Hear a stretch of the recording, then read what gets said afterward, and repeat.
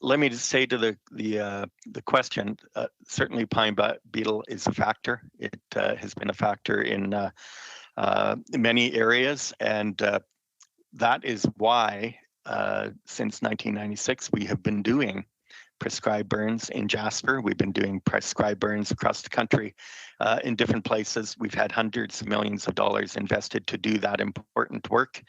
And let me just say what the fire smarting means in Jasper in the preparation, because the pine beetle is through hundreds of thousands of hectares of forest.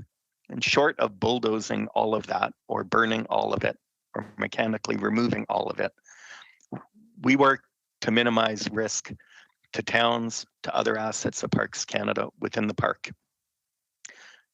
In Jasper, what does that look like? Well, within the most critical zone within the town, we worked with officials there and residents in the critical zone, which is up to 10 meters around each building, to remove brush to make sure there's not vegetation that's unhelpful.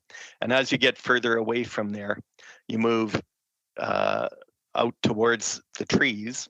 So within about 100 meters from the town boundary, we remove vegetation through mechanical means, underbrush, etc. We work to thin the trees so that the fire, if it does come, will have to work harder and it can't just become a big wall or a crown fire. But all of those things are simply tools to help us face a fire that may come. They don't prevent a potential fire. How could it?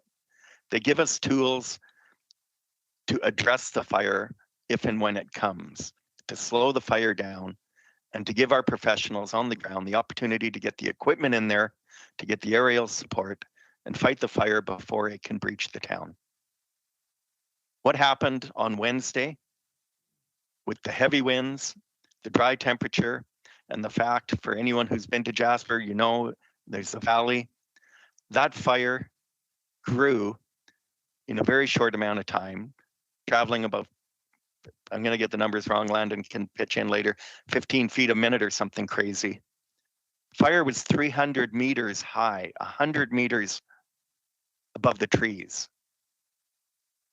projecting burning pine cones and debris caught up in its own little weather system, projecting that debris and burning pine cones up to 1 kilometer ahead of the fire.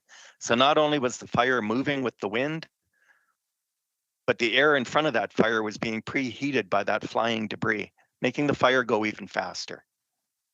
There is nothing any human on Earth or any piece of equipment could have done standing in front of that wall of fire that would have allowed them to stop it. It's just not possible. Thank you.